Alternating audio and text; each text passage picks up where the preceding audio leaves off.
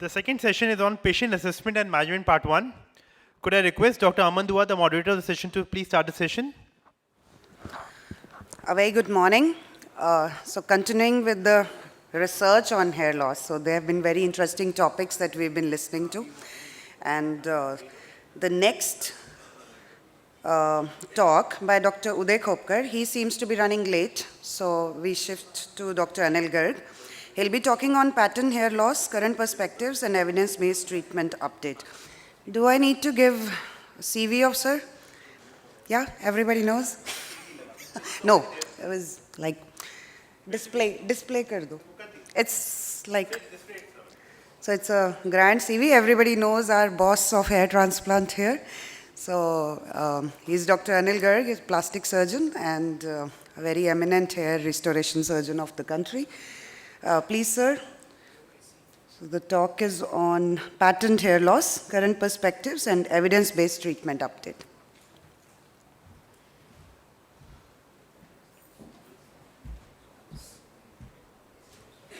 Thanks, Aman.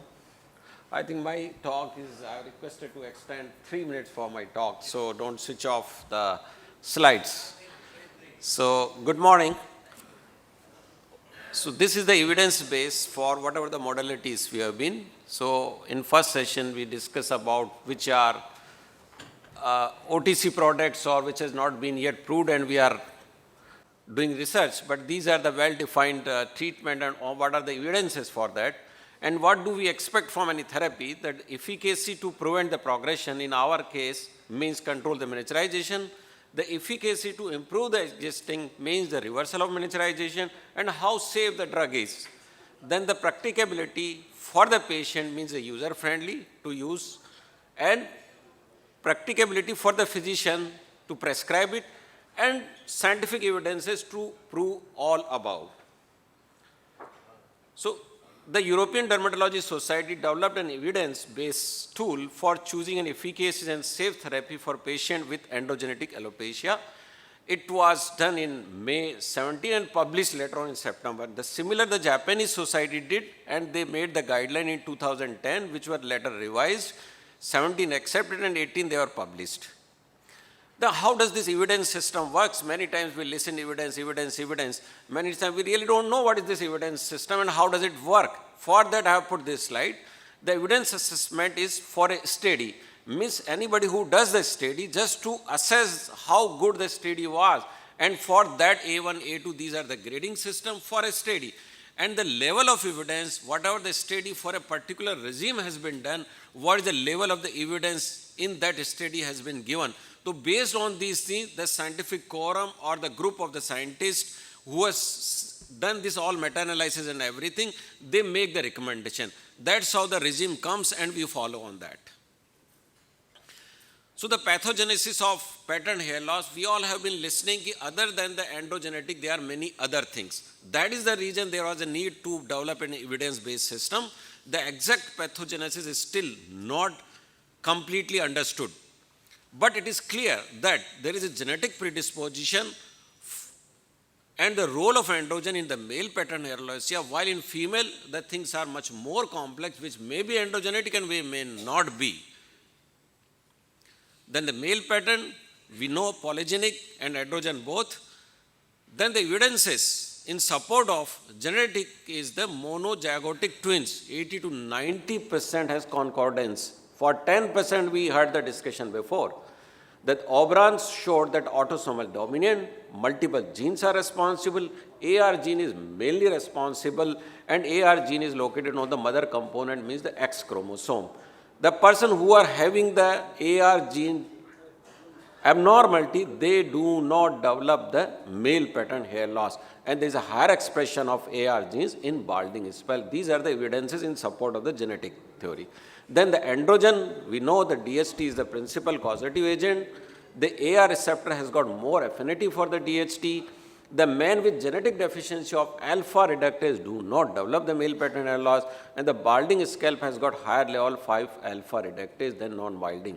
Similarly, the pharmaceutical agents which blocks the 5 alpha reductase, they reverse the miniaturization or they are effective in the treatment of male pattern alopecia. These are the evidences in support of androgens. The female pattern hair loss, the androgen base is not as strong as, because the majority of the female who are having the female pattern hair loss, they are having the normal androgens. But at the same time, the women with PCOD problems, hyperandrogenism, frequently develop the female pattern hair loss. So both things are there. That's why it is called androgen dependent and androgen non-dependent. There is an inverse relation of circulating sex hormone globulins and degree of hair loss. The enzyme aromatase level in 5 times more in the scalp of women, and aromatase inhibitor induces the female pattern hair loss. That these are the theory for and against both the role of androgen in female pattern hair loss. Now the female pattern, the evidence for the genetic basis is 50% of female having female pattern hair loss has first degree relative with androgenetic alopecia, means their brother or someone has got the androgenetic alopecia. And 23% of women having female pattern hair loss has a female relative having female pattern hair loss. A variation in the gene CYP17, these variations are found same in PCOD as well as the male pattern hair loss. That is the reason that PCOD is called as female phenotype of the male pattern hair loss. Now the various treatment modalities are available, and these modalities were studied, all the paper were reviewed by the group of the scientists, and minoxidil, finasteride, dutasteride, low light laser therapy, PRP and all that, hair transplant, the hair wigs, and then the guidelines were given. Minoxidil, we all know, it causes a premature entry of anagen from the resting phase, means the elongation of the anagen and shortening of the telogen. It controls more the thickness and makes hair thick. It does not grow the new hair. It is more effective in the frontal baldness and better effects combined with the finasteride. The European guideline for minoxidil is as follows. The topical minoxidil 2 to 5% solution, 1 ml or half a cup of 5% foam twice daily is recommended. Twice daily is recommended to improve or to prevent progression of AGA in male patient above 18 years with mild to moderate AGA.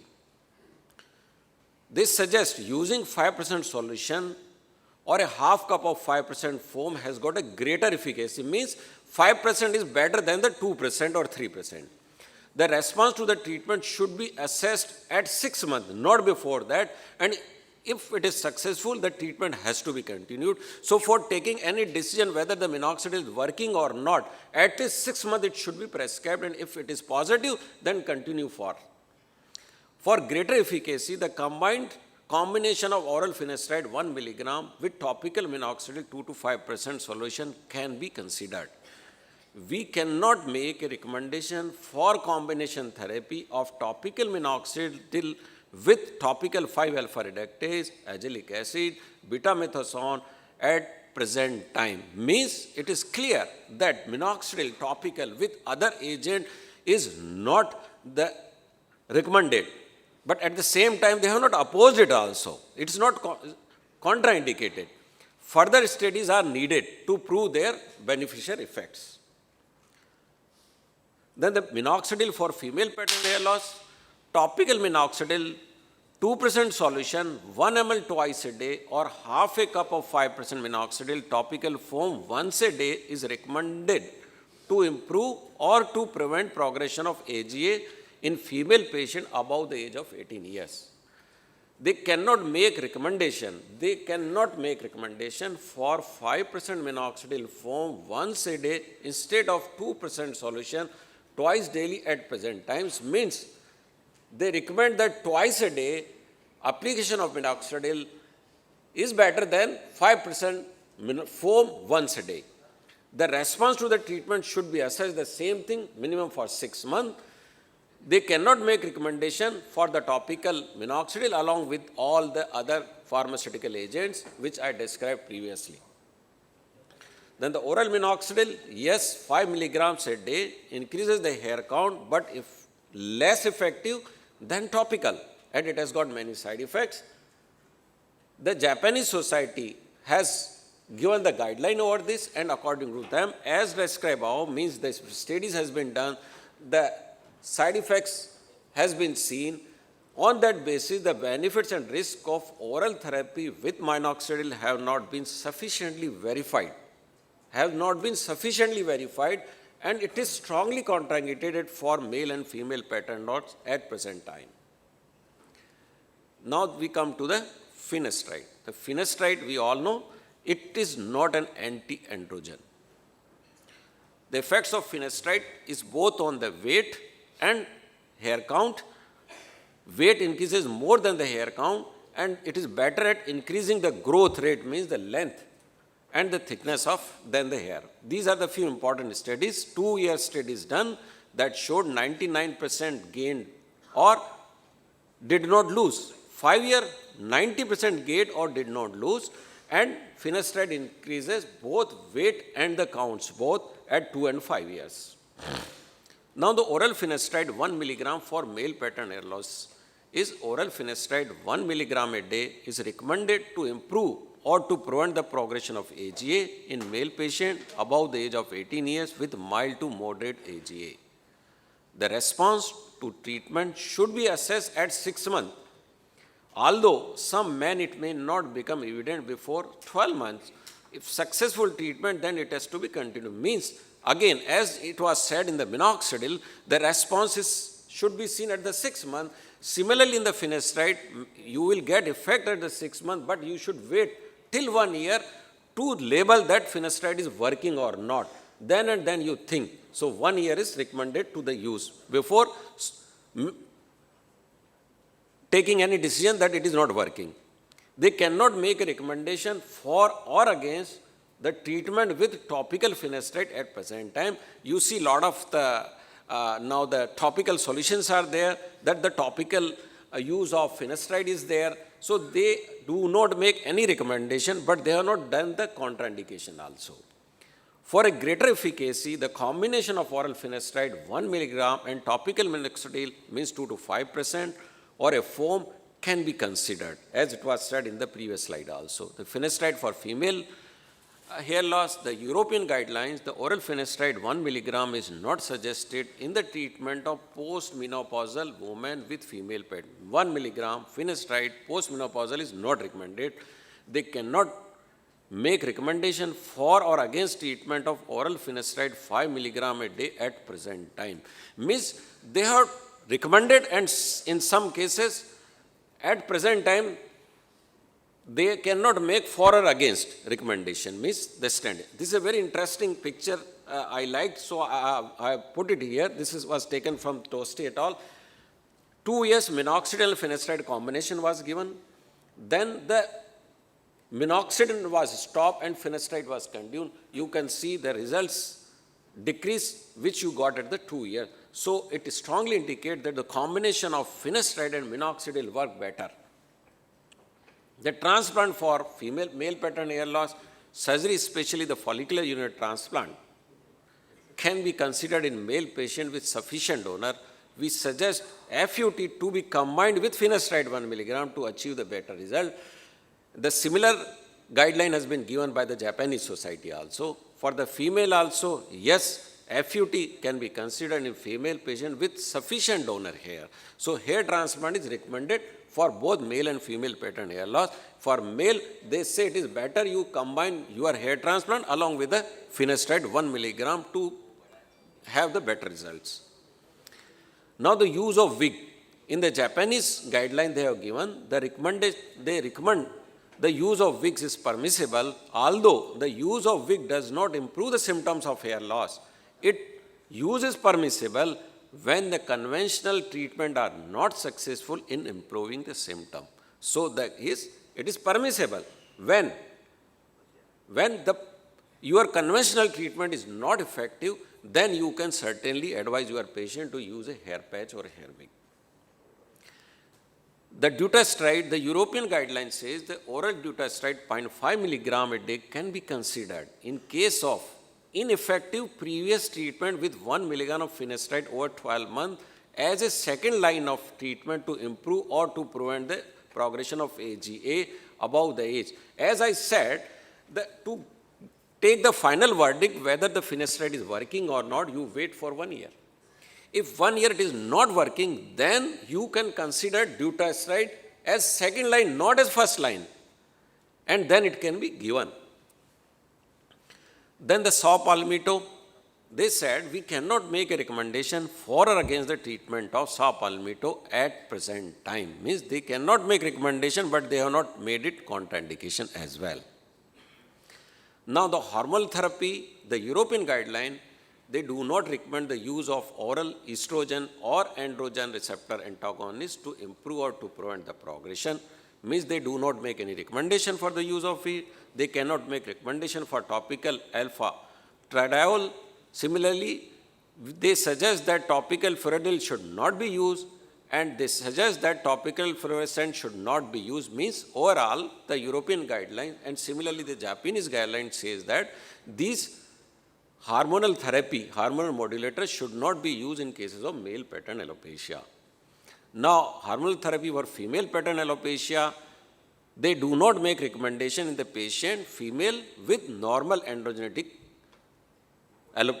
normal androgens having the female pattern alopecia. But oral CPA can be considered to prevent the progression of AGA in women with clinical or biochemical evidence of hyperandrogenism. Means hormonal therapy even for the female should not be given. They do not recommend in those cases in which the normal androgens are there, but the patient who has got biochemical and clinical symptom of hyperandrogenism, in those cases CPA can be considered. They cannot make a recommendation for the use of these all topical hormonal therapy agents, and they suggest that topical fluorescent should also not be used in a female patient with AGA. So topical and oral both. Now the PRP, very important, we would all like to listen it properly, that I have included both European and the Japanese guideline.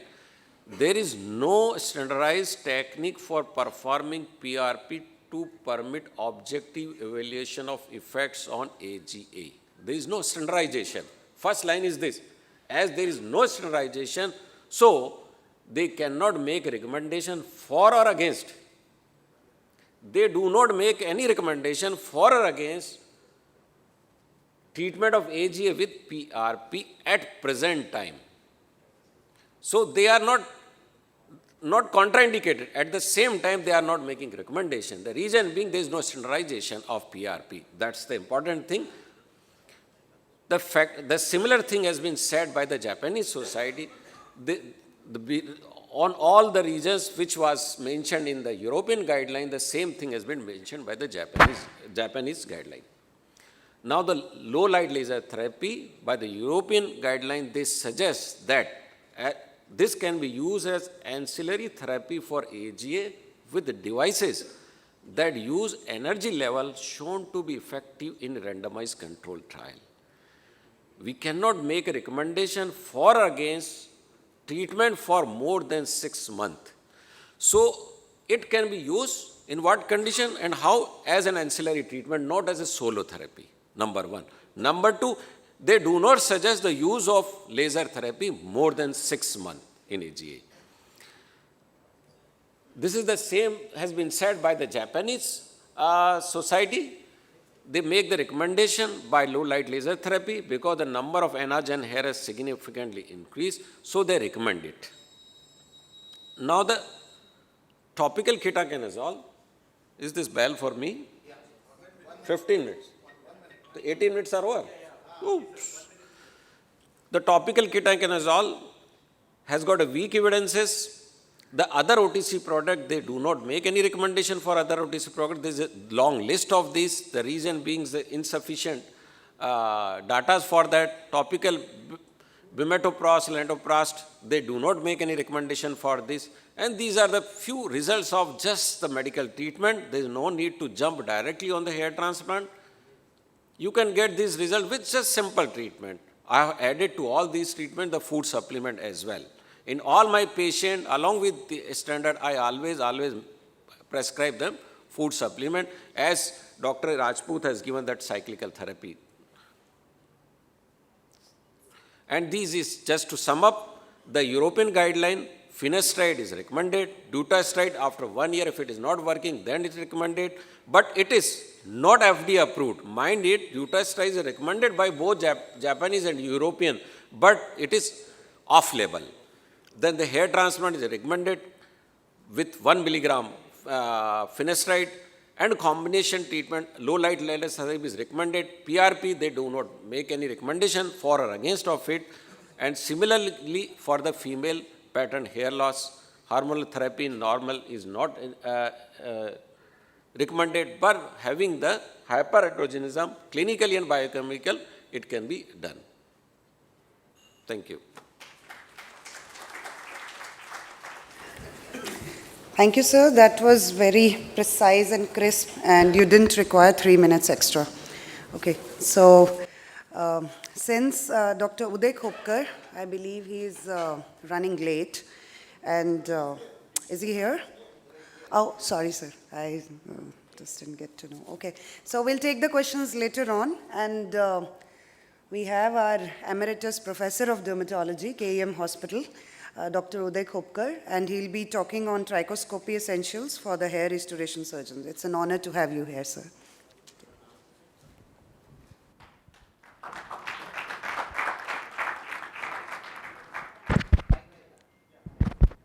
Thank you.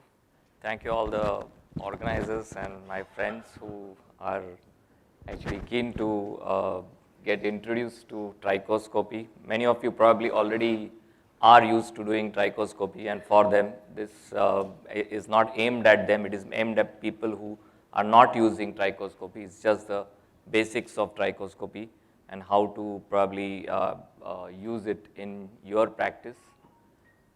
May I have the first? Okay, I have. Okay, thank you.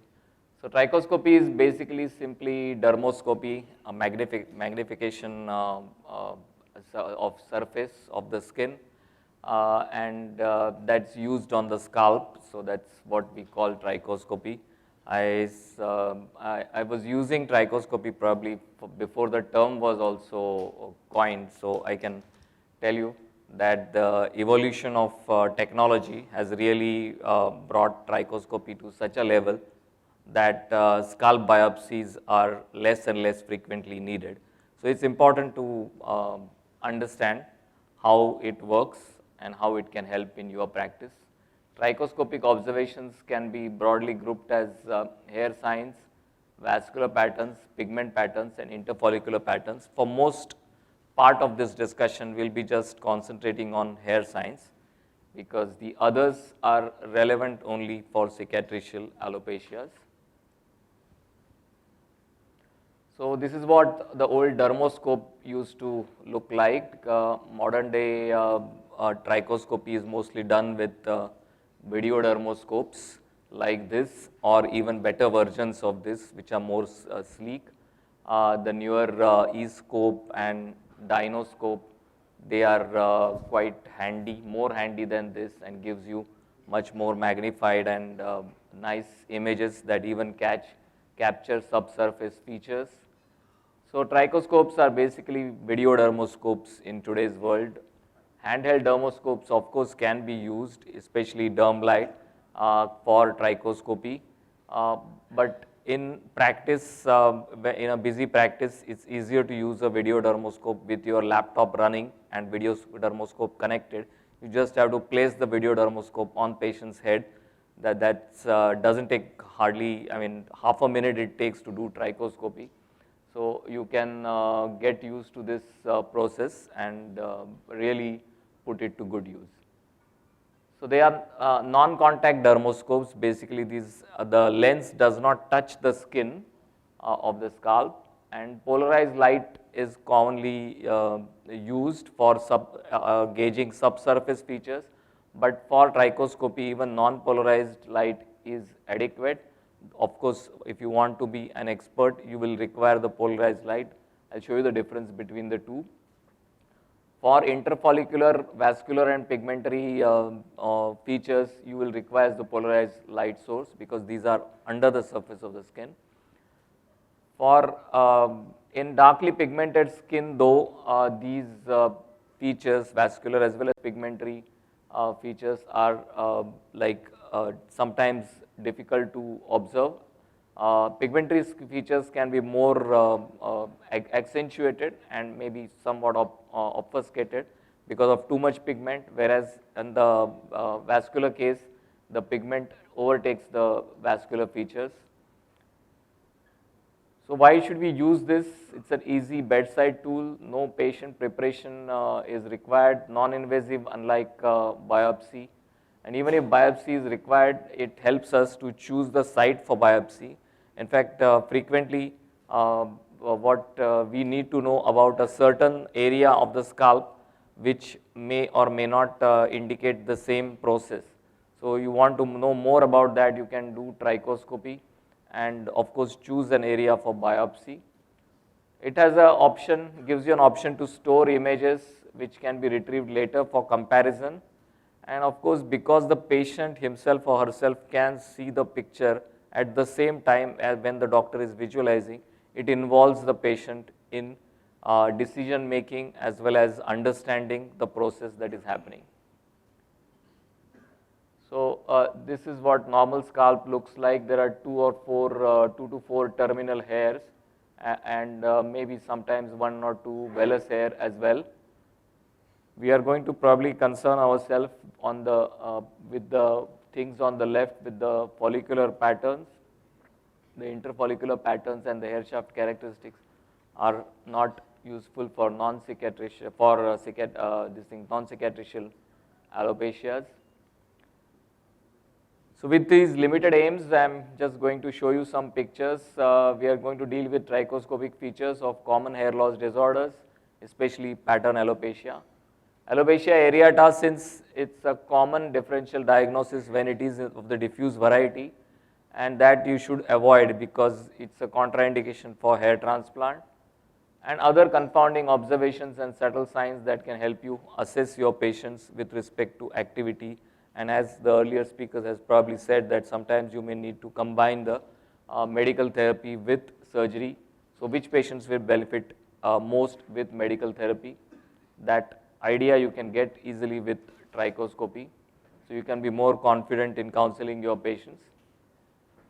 So a simplest sign for androgenic alopecia trichoscopy is the hair shaft diameter variation of more than 20% of hair shaft.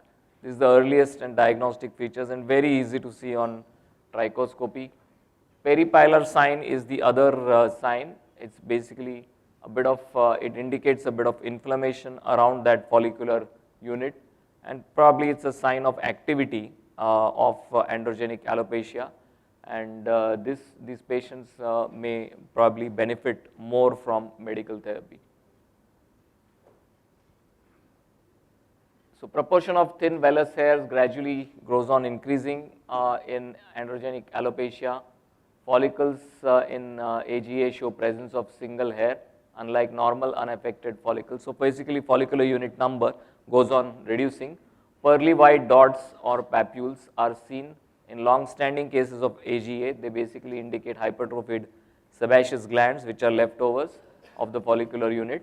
And in female androgenic alopecia, as also in males actually, here it is mentioned female, but even in males, focal areas of baldness or atrichia, these are confused many a times with early diffuse alopecia areata or with even early lichen planus of the follicle, which is causing initial hair loss in small areas. Advanced cases may show prominent honeycomb pigment pattern. I'll show you probably an example of that. So that's the classical peripilar sign where the follicular unit is surrounded by a halo of slight pigmentation and erythema, slightly red and dark area there.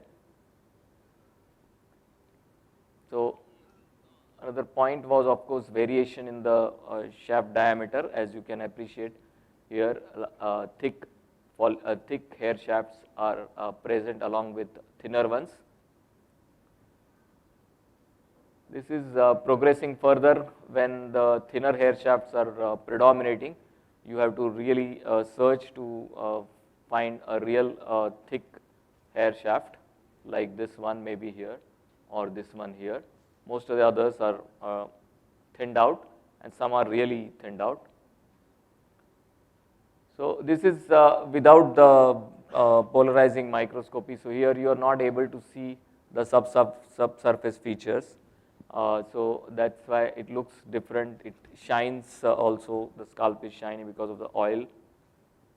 But features of androgenic alopecia, like variation in shaft diameter, is easily appreciated even without the polarizing. Nowadays, most video dermoscopes are coming with polarizing filter, so that's not a problem. This is advanced androgenic alopecia, and these are the pearly white dots caused by hypertrophic sebaceous follicles in androgenic alopecia. So hair shaft diameter, peripilar sign, predominance of single hair bearing follicles and pearly white papules, these are the signs. This is somewhere midway when it is on the way to progression and where probably medical therapy is going to help, because there is an abundance of thinner hair that can help with topical therapy as well as systemic therapy. There is the pigment network becoming prominent, showing signs that in areas it has progressed and areas of so-called atrichia are also present, focal atrichia are also present. That's the prominent network at higher power. And so these are the more stringent criteria. If someone is keen to do a study, you may have to follow certain criteria for diagnosis of androgenic alopecia. So, I mean, these are not useful that way in day-to-day practice, but because it doesn't take that much to make a diagnosis of androgenic alopecia on trichoscopy. Telogen effluvium is easy to diagnose because it lacks all these signs, and the chronic telogen effluvium is commonly confused with androgenic alopecia, especially in women. On trichogram, more than 20%, at times 50% hairs are found to be in telogen, but trichoscopy is most useful. Basically, you don't see these typical signs.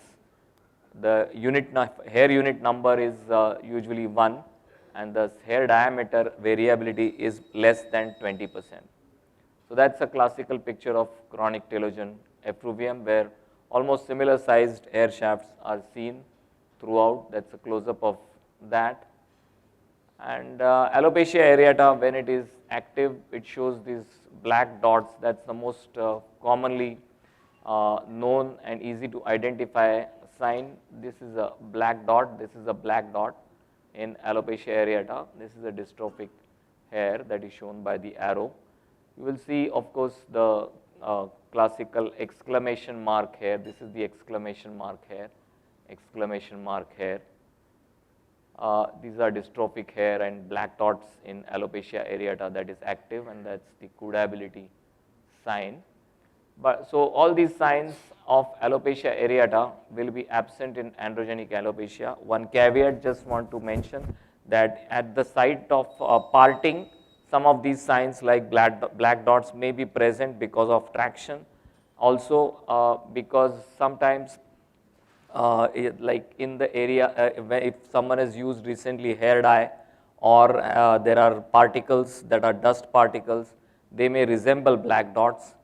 And at times even a hair powder spray has been used. So just need to take history regarding this to differentiate these things. So these are the signs of alopecia areata. Trichotillomania is uncommon, but you sometimes see these frayed hair, question mark hair. These are the signs of trichotillomania. And lichen planopilaris basically lacks the hair follicle openings.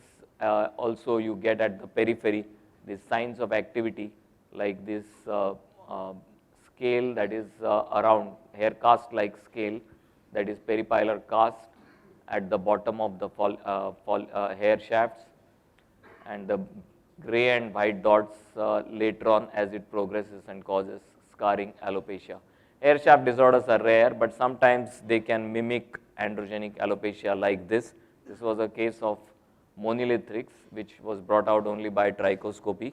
Otherwise, at first glance, it may resemble androgenic alopecia.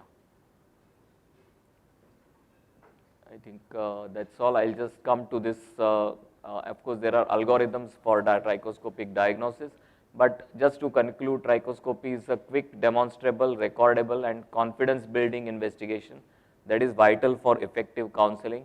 It allows you to differentiate between various types of hair loss and identify even combinations of these, because combinations are not uncommon. And through experience, you can offer more information on variables affecting your results. I am not an expert on hair transplant, so I can't say anything about this last line.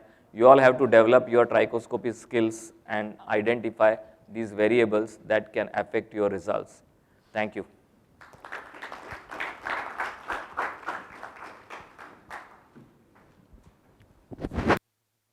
Thank you, sir. You have wrapped up in 10 minutes, which is a very impossibly big topic. Thank you. So our next speaker is Dr. Narendra Patwardhan. He needs no introduction. He's a doyen of dermatology from Pune, and sir will be talking on patterned hair loss, newer treatments.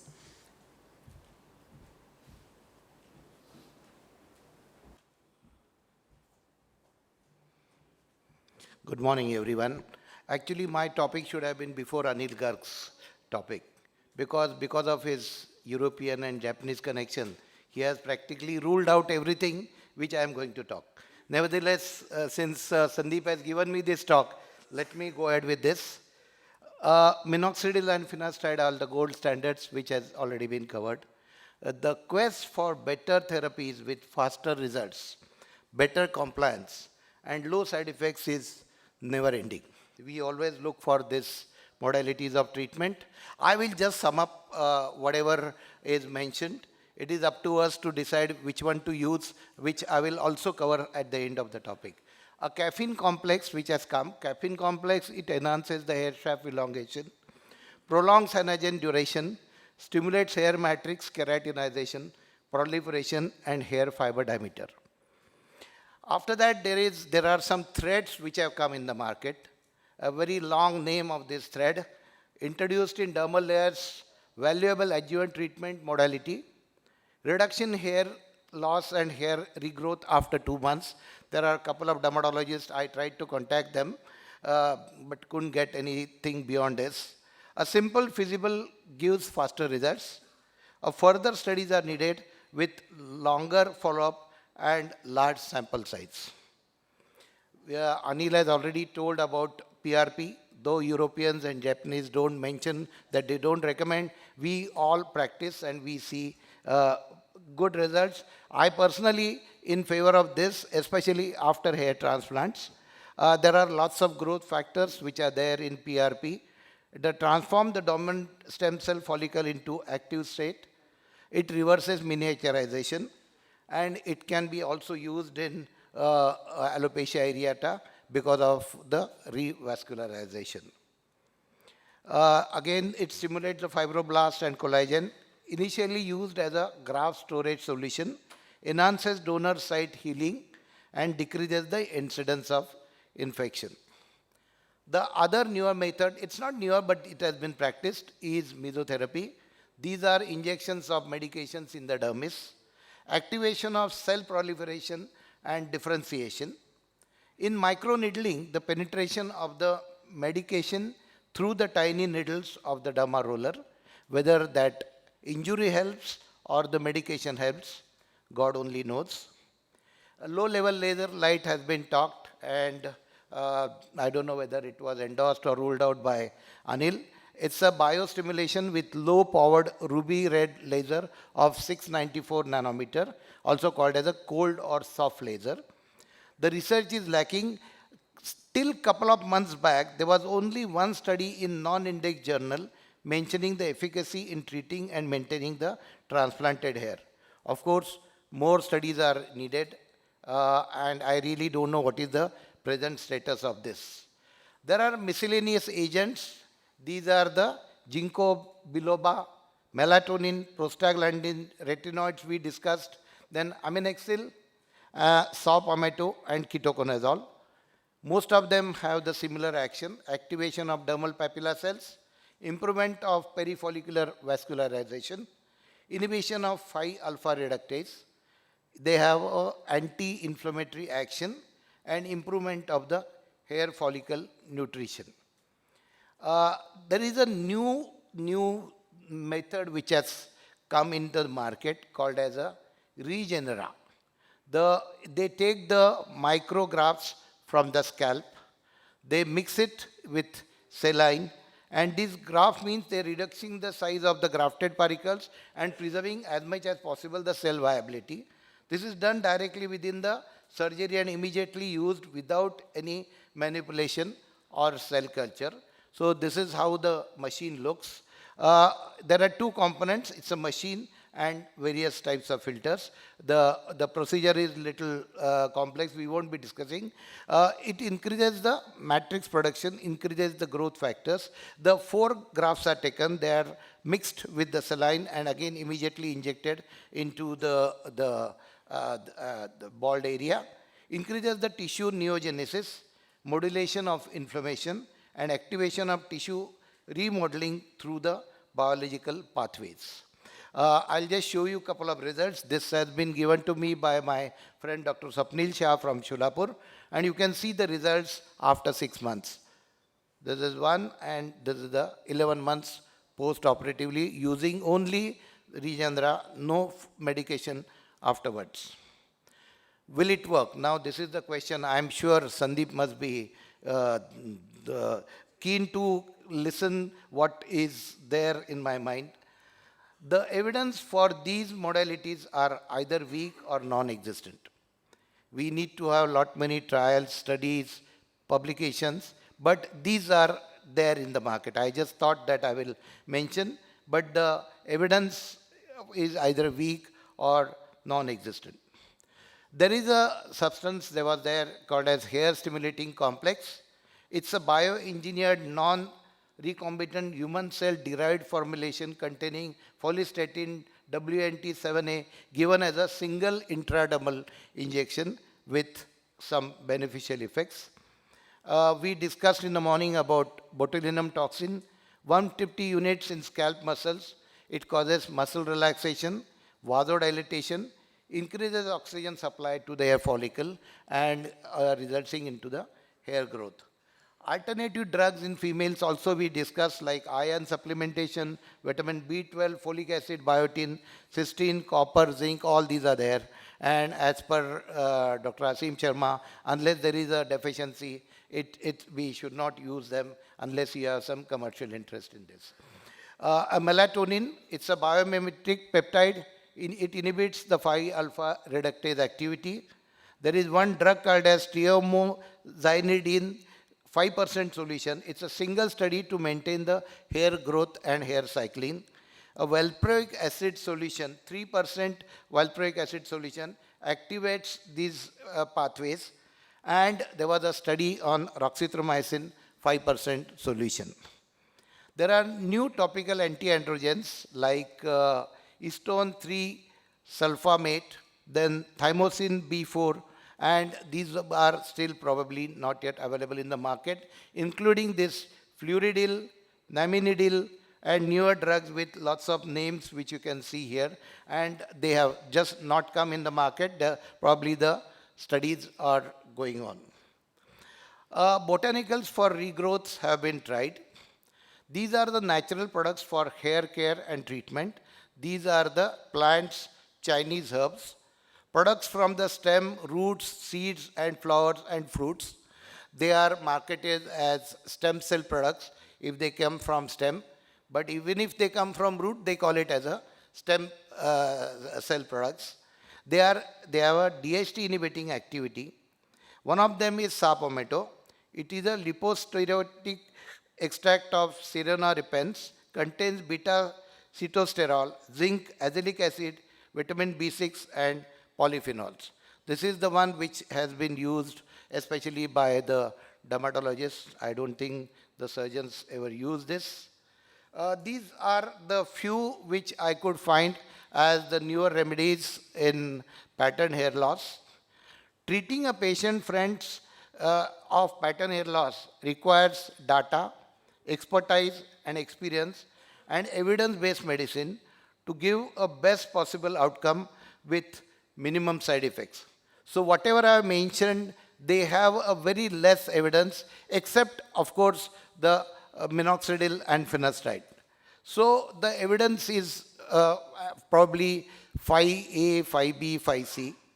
We need to have a lot more studies which should come in the index journal before we stamp whatever I mentioned just now as the therapeutic models. These were the ones which probably I thought that these are the new remedies in pattern hair loss. I conclude my topic before showing you the picture of this my cycling in the Dandeli jungle, very exhaustive after the Dharmakon. I thought this will be relaxing, but it was really very tough. But before that, we had a great time with our Guru, Alex Ginsberg in Pune, and those who were there in Pune hopefully enjoyed Dharmakon. Well, thank you very much for your patient hearing. Thank you, sir. A very big list of newer therapies we have, and it's really an attempt to cover them all. Okay, so we have our young plastic surgeon, Dr. Aniket Venkatram, and he'll be talking on 5 alpha reductase inhibitors. Where do we stand today, Dr. Aniket?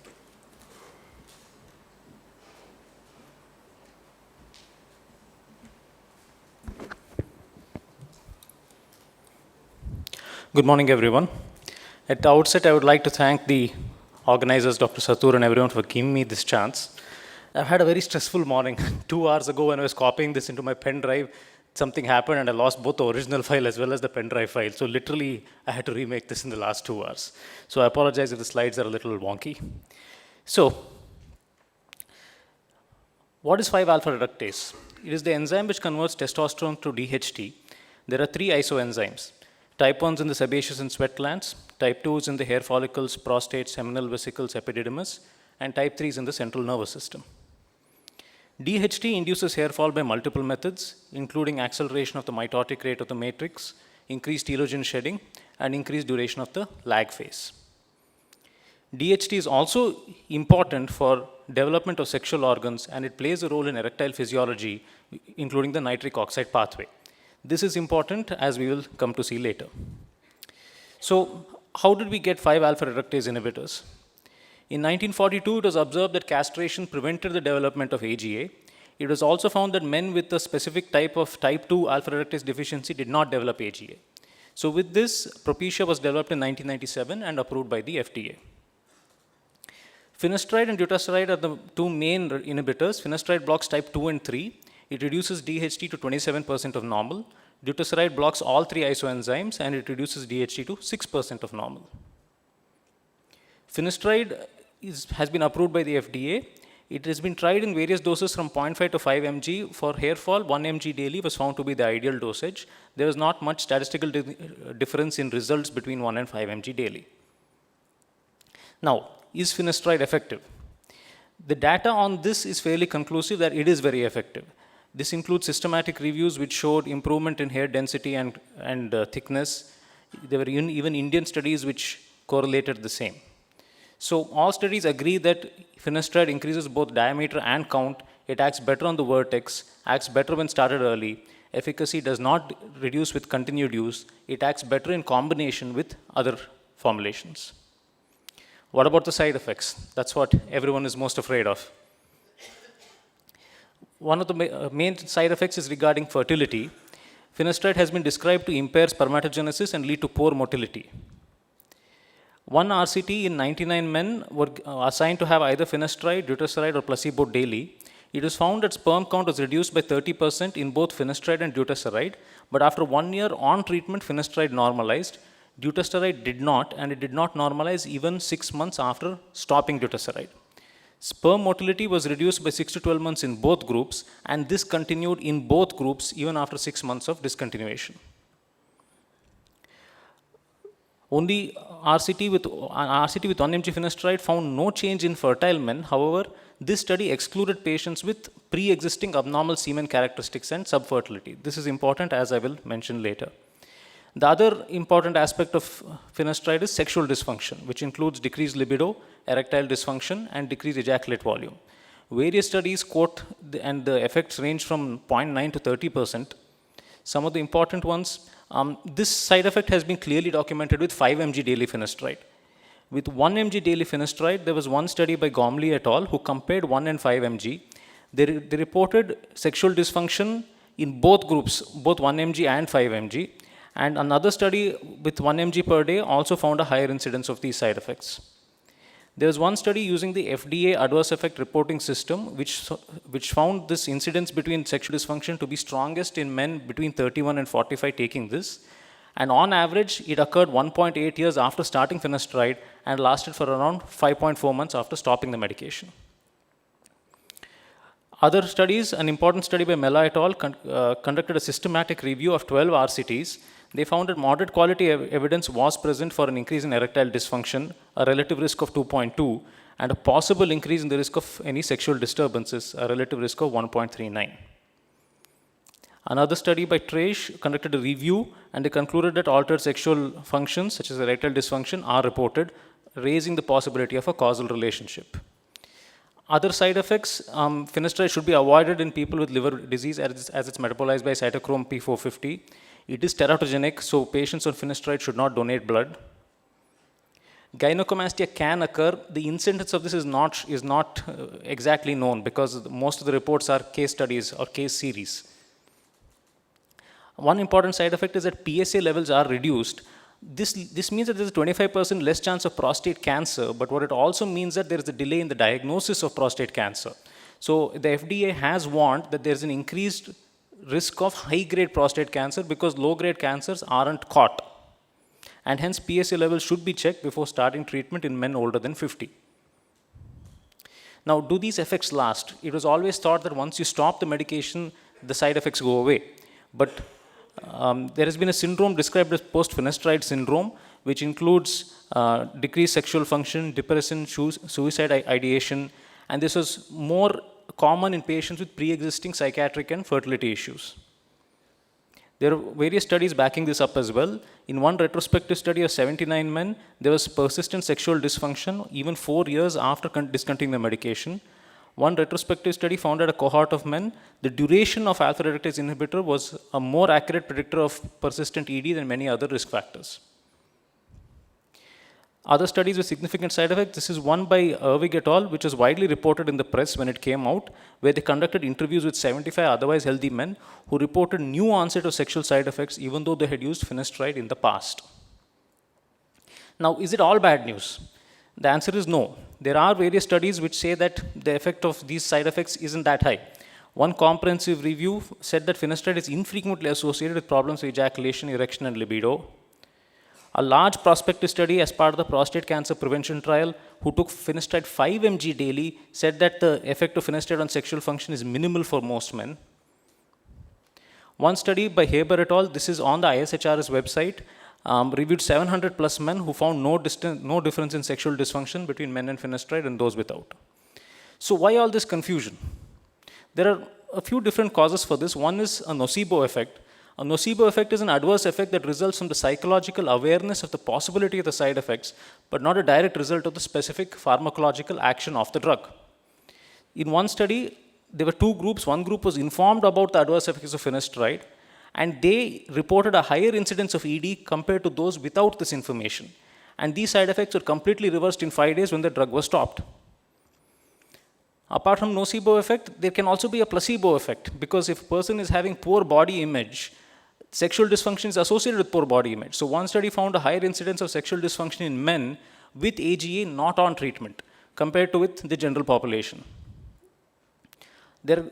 Most of these studies, a lot of them have a lot of biases. Studies with high incidence of side effects often have a small number of patients, selection bias, recall bias, and no hormone analysis.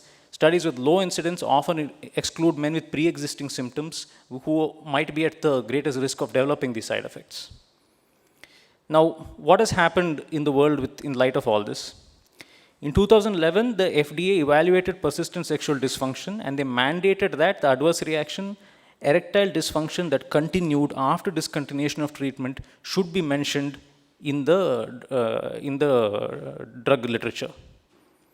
Since this ruling, there have been numerous lawsuits against Merck, who make Propecia. There are 1,370 lawsuits, and there was a post-finasteride syndrome foundation, PDS Foundation, established in 2012.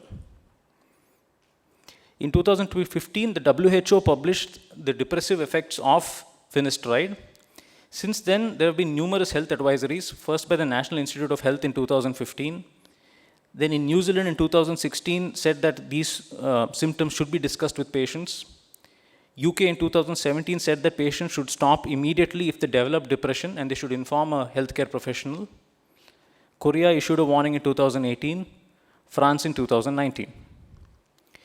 And in 2019, there was a Reuters investigation into the Merck company, and they found that Merck had evidence of persistent side effects even when you stop the medication, but they deliberately omitted it from their labels.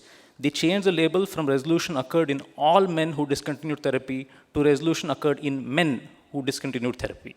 They eliminated that word all. This was actually one study I found yesterday in 2020 by the same author who suggested a causal relationship between finasteride and suicide, although the evidence for this in this study is extremely weak. So how do we go from here? Where do we go from here? The IADVL guidelines say that patients need proper counseling regarding the efficacy and side effects. The patient should contact the doctor for any advice. Most importantly, the intake of the drug is voluntary. The treating physician should provide full information. It is better to avoid the drug in patients who have history of oligospermia or infertility. A patient who is anxious or express reservations also may avoid the drug. There is currently no recommendation that semen analysis should be carried out before prescribing the drug. Another suggestion is that the drug may initially be administered at a dose of 0.5 mg daily for a short period till the patient is comfortable to take it at a higher dose. The European Dermatology Forum flat out said that this drug should be contraindicated in men with pre-existing fertility and psychiatric issues. This was one good paper I found where they said that almost always when the patient had side effects with finasteride, there was some predisposing condition. Either they had predisposing fertility issues, or they had a personal or family history of psychiatric illness, or they had a specific trait of neuroticism. So apart from the quantifiable history of psychiatric infertility, if the patient is very neurotic, that might also be an indication for you to avoid this medication. Other options include topical finasteride. There's not too much literature comparing topical with oral. One study I found said that there was a significant decrease in scalp DHT level, but only a 24 to 26% reduction in serum DHT level with topical finasteride. One issue with topical finasteride is that topical finasteride might contaminate nearby childbearing women, so that's something to keep in mind. Other options include alternate day dosing and a washout of 1 month every 3 months. Again, there's no scientific data for this. To conclude, finasteride is the most effective drug for AGA, that much is clear, and so it should be part of our armamentarium. But keeping in mind all the developments, the patient should be screened for pre-existing sexual and psychiatric symptoms. All information should be given to the patient, and the decision should be purely voluntary. Thank you. Thank you, Dr. Aniket. That was a very detailed discussion on finasteride, answers a lot of things. And let me invite on panel the speakers, Dr. Anil Garg. Dr. Khopkar, you'll be comfortable there, yeah. Dr. Patwardhan, Dr. Aniket. Sure. So we have a very elite panel, and I did not prepare any slides of my own because I was pretty sure we'll have a lot of audience questions, and we would invite the audience questions. You can write it down on the paper and pass it on. Okay. Okay, or maybe you can come to the mic. Dr. Lam, please. At the last conference, I was pretty excited about that Regenera Activa thing, and I asked about 8 or 10 very esteemed colleagues, all of whom are podium speakers, and the majority said it didn't work for them, or it was marginally effective. So I don't know what people think about it. I don't have any financial affiliations one way or the other, but I just wanted to caution someone hearing a lecture, and these are really esteemed colleagues that had some Yes, questions. sure. We do want people who are using Regenera, or a lot of people are, I'm sure, very interested to know about Regenera. So please, Dr. Patwardhan. As I mentioned, I do not use Regenera. It was just narrated in my talk. But those who, dermatologists of late, who do not wish to do this hair transplantation either with FUT or FUE, have been using it. I think they have sold more than 20 to 30 machines in India. I think it's And more. they all are claiming high results. What we want to say that it does not have, they mentioned, first they used to mention it as the stem cells. Now they have changed the wording. I personally do not endorse, neither I use this procedure. So anybody using Regenera over here? Sir? Yeah, no. Yeah. I have included this in my lecture on stem cells, but just a couple of comments here. Yes, sir. One is, I think the idea was novel in that you could prepare stem cells, follicular stem cells, by a mechanical process from the hair follicle, which was a minimal process which bypassed certain regulations which are needed for stem cells. So it was a different process of isolating the stem cells. But I think the company marketed it too high a cost and made it too commercial. So they changed also the name from stem cells to micrografts because the word stem cells would attract more regulations, particularly in Europe.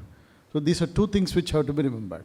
Third is the hype on FDA approval. FDA approval is not for the process, it is for that small little device wherein you put hair and then tease it and then cut it and centrifuge it and make a chutney out of it. So that basically the device was FDA approved. It is not just for hair. They use it for a whole lot of other things. So that also to be remembered.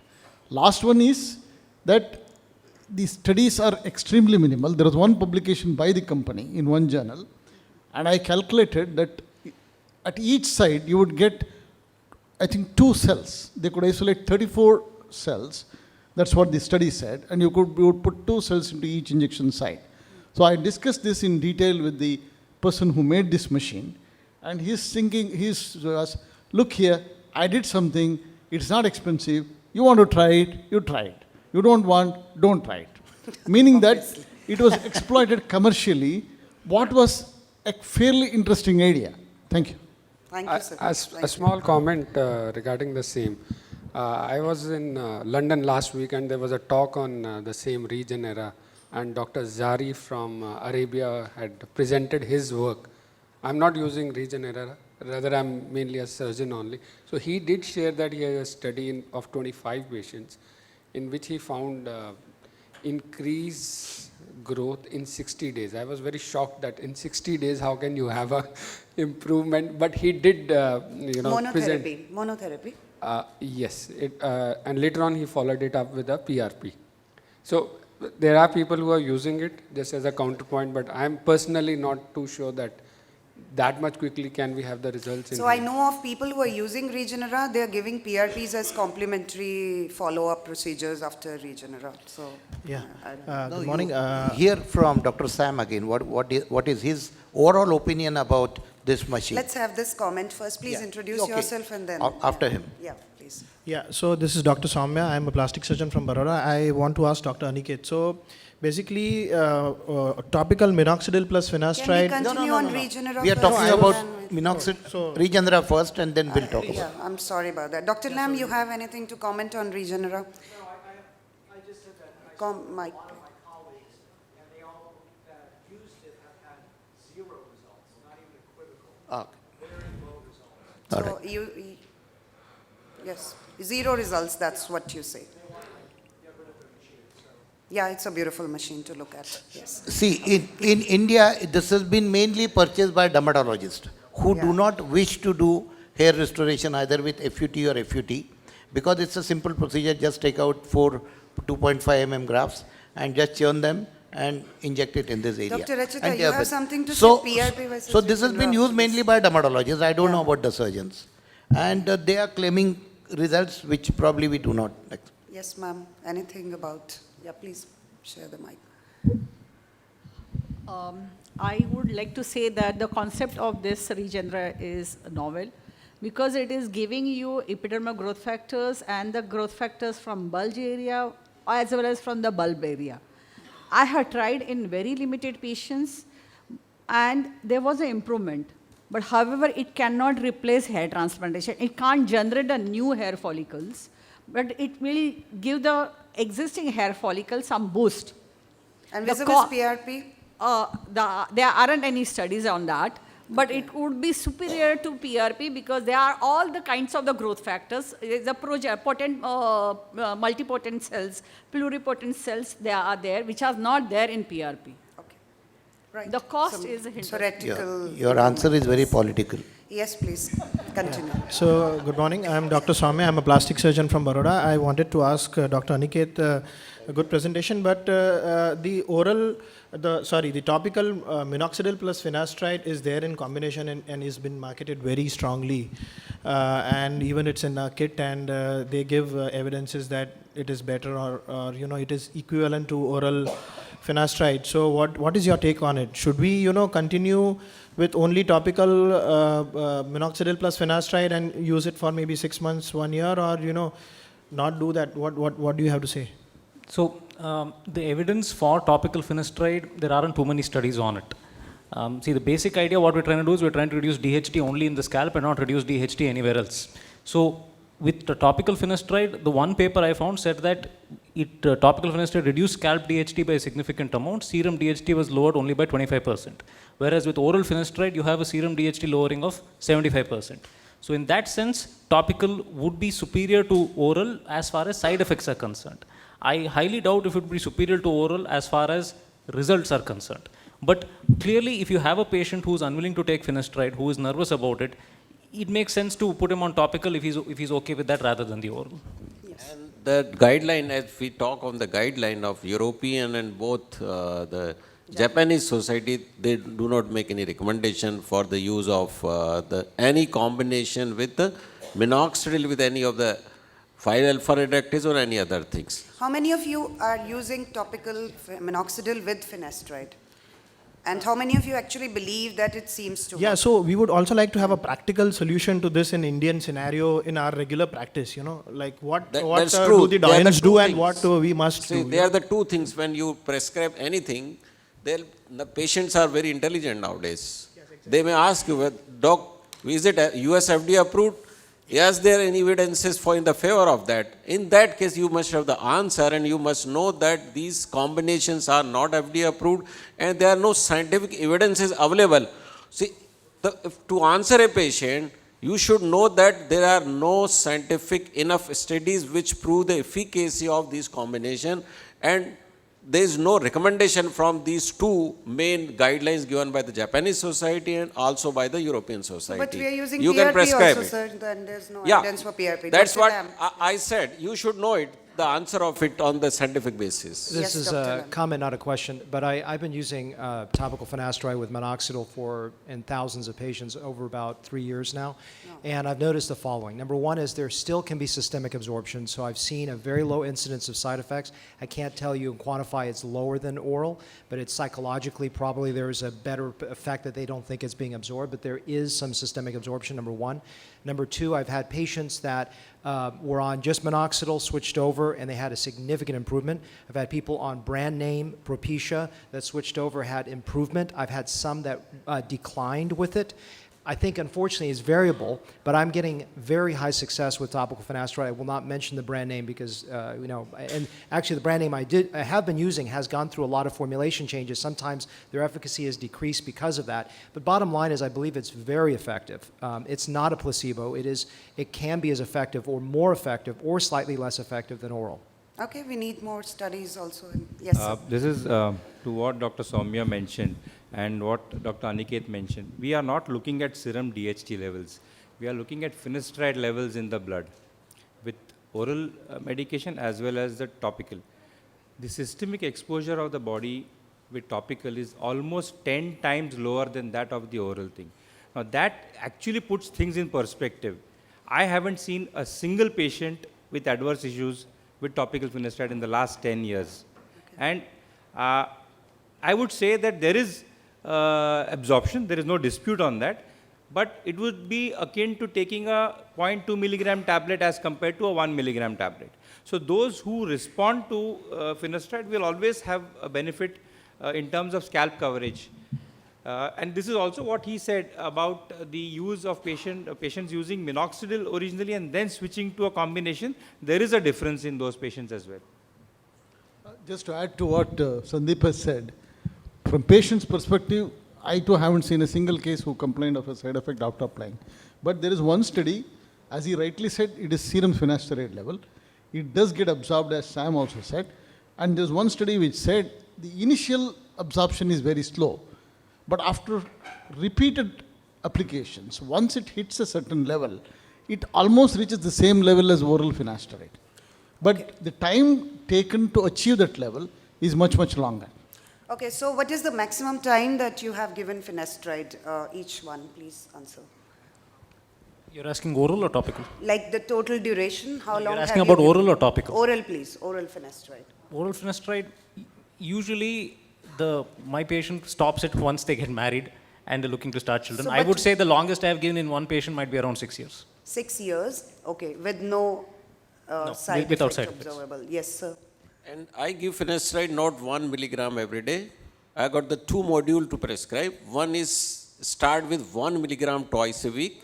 If the patient shows no side effect on my first follow-up visit, which comes at the 4-month, then I make it 3 times a week. Or another module of prescribing is 0.5 milligram on alternate day to start with. And That's how my long? module. And I have not noticed side effect, but there are 2 cases. Even on these doses, I remember them very well. Even on this low dose of finasteride, 2 patients of them, my complaint of the severe side effect. And how long have you given that, sir? Maximum? When they called me, it was on almost 3 months after I did the hair transplant, prescribing finasteride, and on the 3rd month, I got the call, doctor, I have got the side effect. Okay. So- So, Dr. Pakwar. I use 1 milligram on alternate day for 6 months. And we dermatologists have a very nice way of counseling the patient. I tell them that this drug does not cause suppression of testosterone. So you don't worry about it. If you get something, please let me know. Fortunately, I am fortunate enough, none of my patients have ever complained about this. And we are good in counseling. So Yes, it we are, helps. for sure. Yes. Okay, so Dr. Kopkar, have you been prescribing finasteride?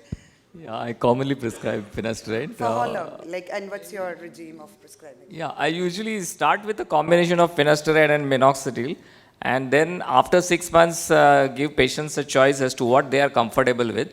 And then if any patient is not comfortable, then they come out. So we shift to topical, depending on how the patient is, viewing the therapy. And Dr. Aniket, you mentioned that you stop finasteride when the patient is getting married. I mean, is getting married an issue, or when they're starting a family an issue? Starting a family is the bigger issue. Okay. But from the patient themselves, they will ask you, sir, I'm getting married, can I stop it? Oh, okay, fine. Yeah. I would like to share my experience with respect to the oral finasteride. So, just a couple of patients, maybe out of the 1,000 or maybe 3 or 4 patients would have said that they had some side effects, but they were primarily temporary in nature. And once they stopped the medication, they did not find any side effects persistent. But I have had patients, and especially who come from abroad, who have taken the medicine, they are very well informed. So I would not say that there are no patients who do not have any side effects, but I have had no patient who have had a permanent side effect. Okay, any one of you seen sensitivity after topical minoxidil after transplant? I mean, initially patient did not have. You do a hair transplant, you start prescribing minoxidil, and then you suddenly find that patient is red all over. And what do? I mean, obviously you will stop minoxidil, but are there any, routes to diverse that, in the sense that what is your regime? What do you stop it for some time, you go back to it? Any preferable solutions, any formulations, any vehicles you like, post-surgery? If there is erythema, obviously we have to use a local steroid. Once everything settles down, I go to a non-alcoholic base minoxidil, try it in one area, and then go to the other area. This is a perfect observation. The few of my patients, those who were on minoxidil before hair transplant and after hair transplant, when I prescribed them, they applied it, they developed the sensitivity.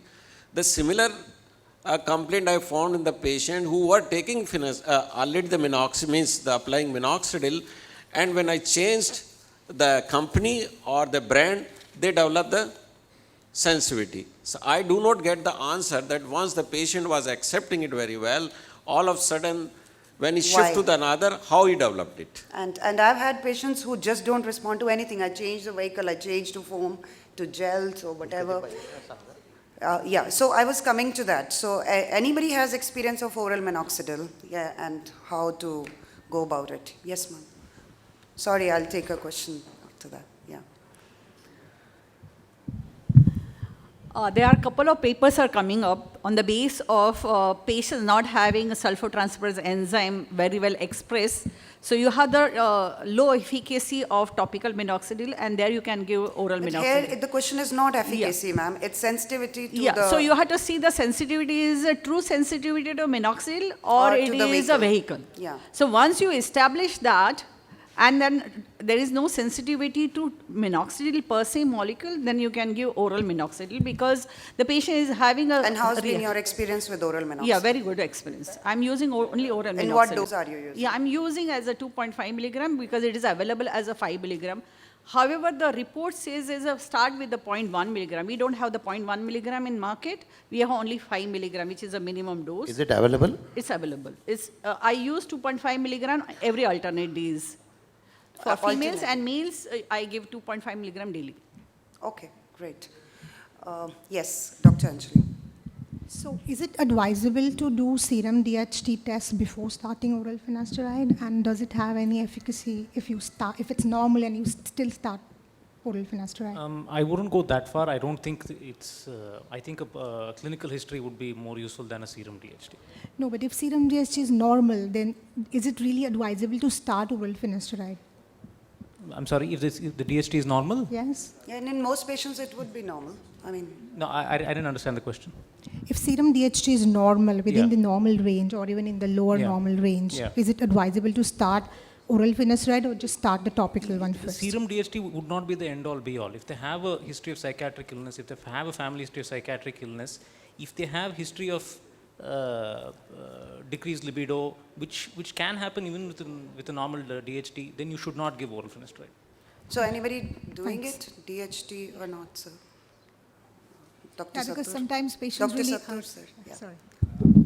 DHT levels are most of the times normal even in patients with florid androgenetic alopecia. It is important when you see a patient who is having hair loss but not so well developed secondary sexual characters. He is 22, 23, facial hair growth is minimum, then it is important to see if they are already low.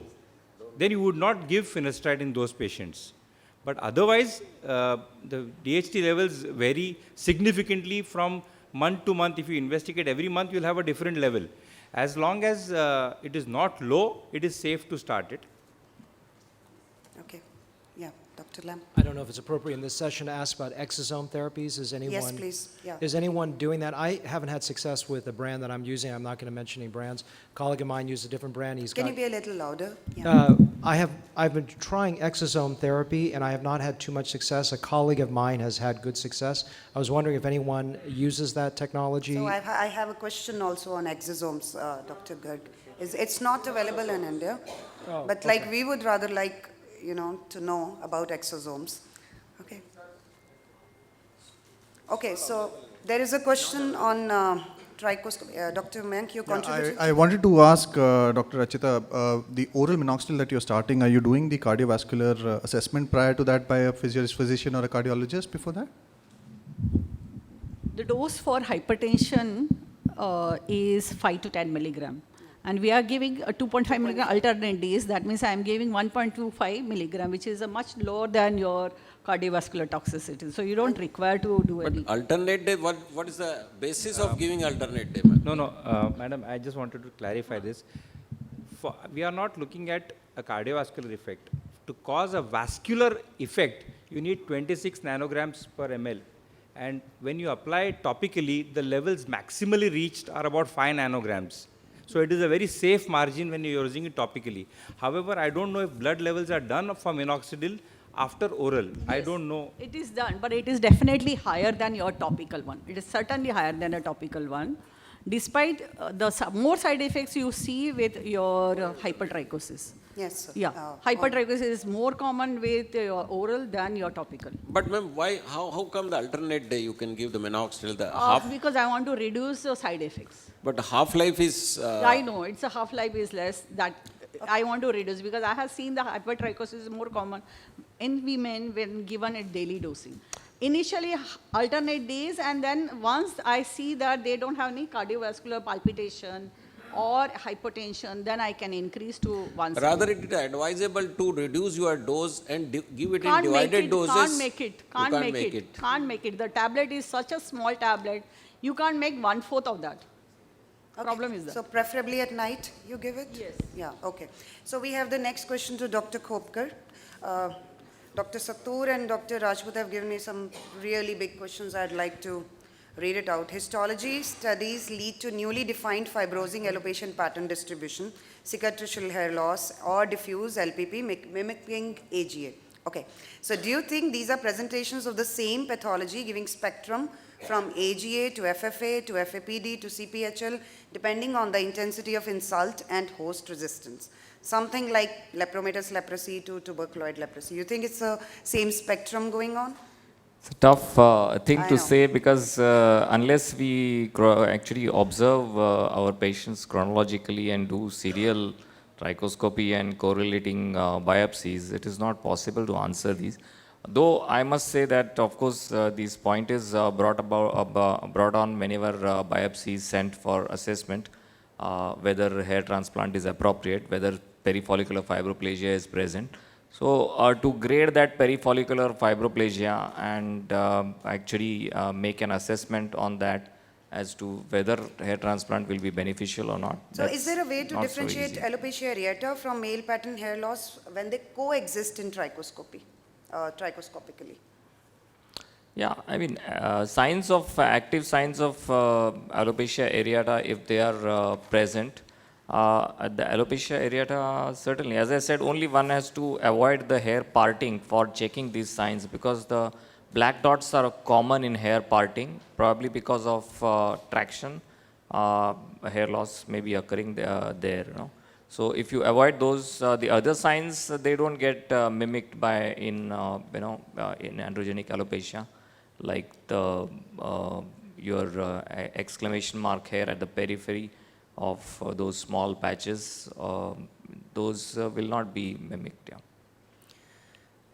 Okay. So how many times you find that biopsy is unnecessary and trichoscopy was just enough to confirm the diagnosis? I mean, most of the times diagnosis is possible on trichoscopy. That's what I was mentioned. That's why I mentioned first that this is the reason probably this investigation should be taken up in a big way by all of you. Is that it's a very simple and quick way to assess the scalp and tells you the scalp condition. So how many of us are doing trichoscopies? Quite a few hands. And biopsies, scalp biopsy? Lesser than that. So, okay, it makes sense to use a trichoscope. Okay, yes, Dr. Can I ask Joshi. a question? Yeah, please. My question is to Dr. Achita. What is the FDA status on oral minoxidil? It has been given up as an antihypertensive drug long back. But Sorry, please be louder. Didn't get the question. Minoxidil has been given up as an antihypertensive drug long back. But Yeah. what is the FDA status on for oral minoxidil in hair loss? This is what I want to know. I think it's not approved. Yeah, it's not been approved as your dutasteride is not approved for androgenic alopecia. The FDA states that clinicians are free to use non-FDA drugs provided you know the side effects of the drug, you maintain the record of the patients. So no one is refrained from not using non-FDA drugs. Okay, so this is a question to the panel. I think a large chunk of us are using dutasteride too. So dutasteride, as Dr. Aniket mentioned, is a more profound inhibitor of both type 1 and type 2 and has a more sustained, suppression on the motility even after the drug is stopped. and it is also not US FDA approved. So do you think the incidents that we keep seeing about finasteride, you know, the sexual side effects and all, you think could be more with dutasteride, but they're just not reported? See that while prescribing any drug, you need to have the two things. One is that does it work? Second thing, does it recommend it? And you have to consider the side effect. If we talk purely about the dutasteride, it is one thing, it is not recommended by US FDA.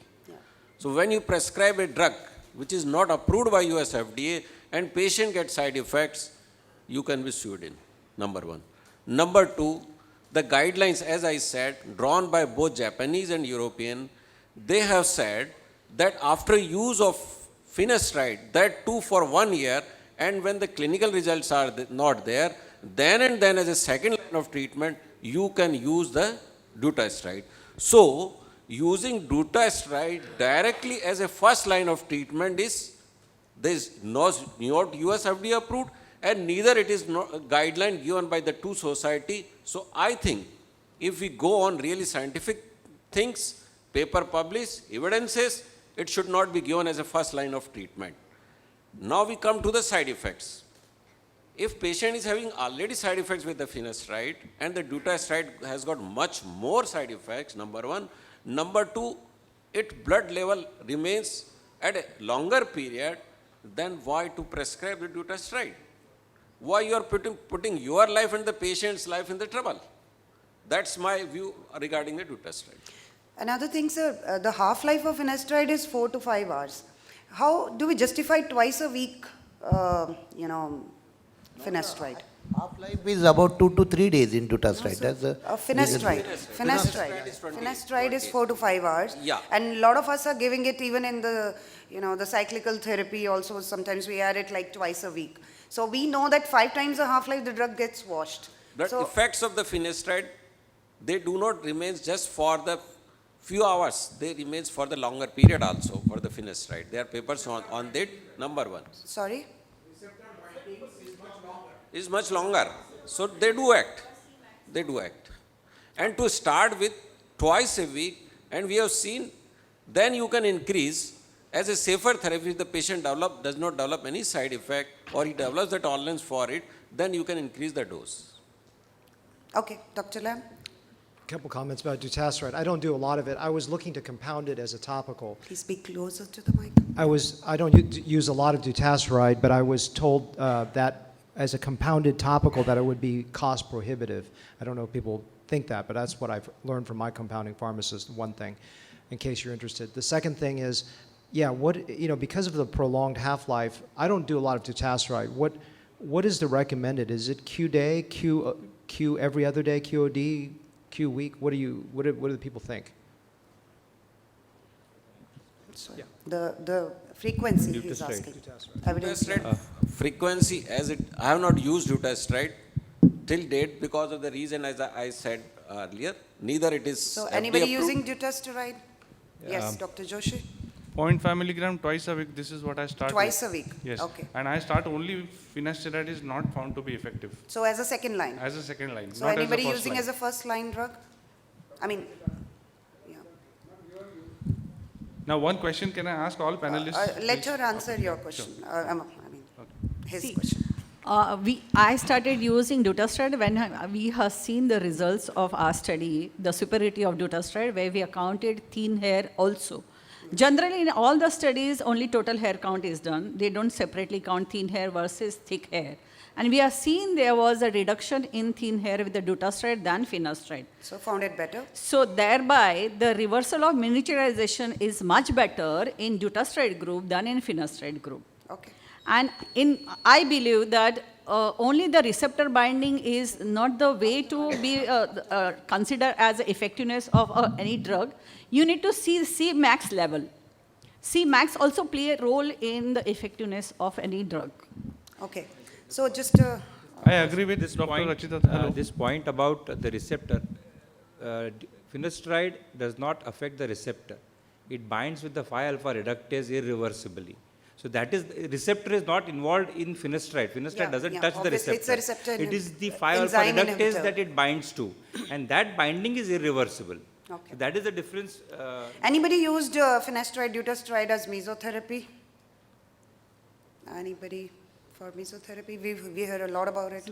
See, regarding this dutasteride, suddenly 4 to 5 years back, a spate of papers appeared regarding the safety of dutasteride. Almost about 5 to 6 papers which said that it is as safe as finasteride while being more effective. And by sheer coincidence or whatever, they were all from Far East, particularly South Korea. So whether this has any implications when it comes to our interpretation of the study is one issue.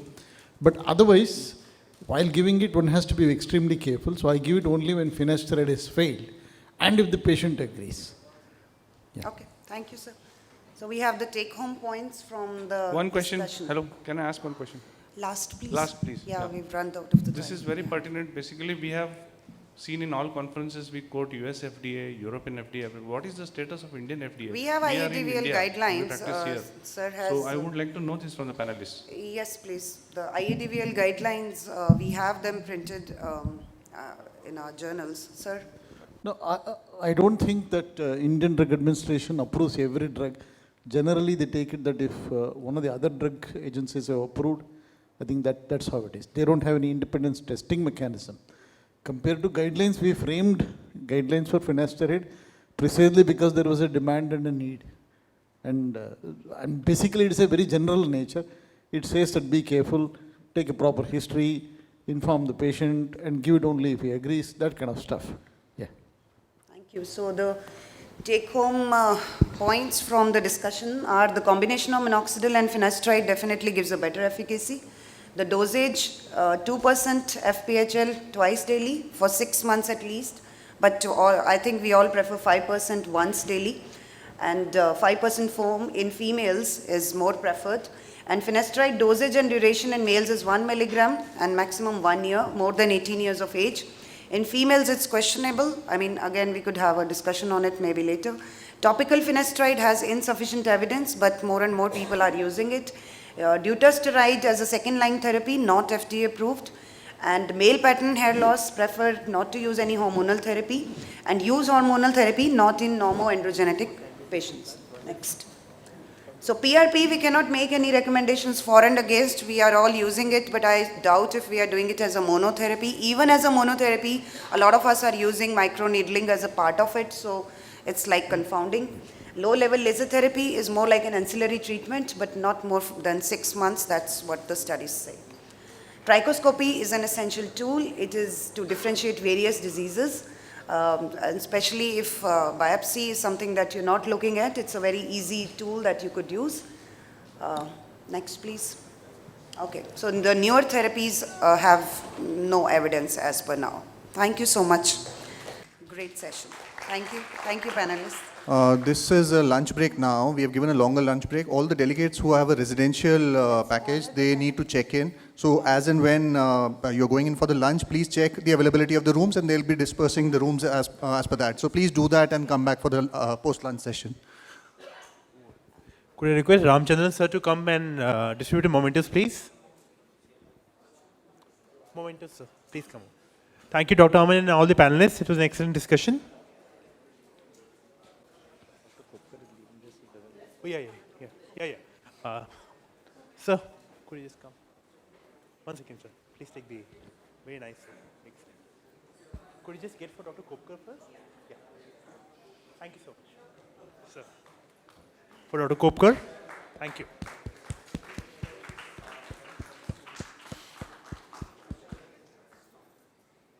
Dr. Amandua. I think you can come on. I'll keep. Okay. Dr. Aniket.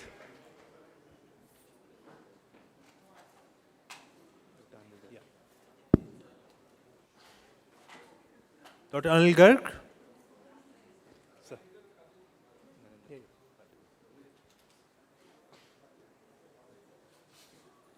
Dr. Padman sir.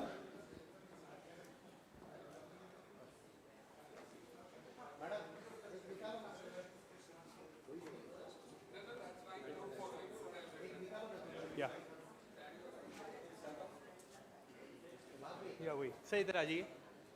Group photo के लिए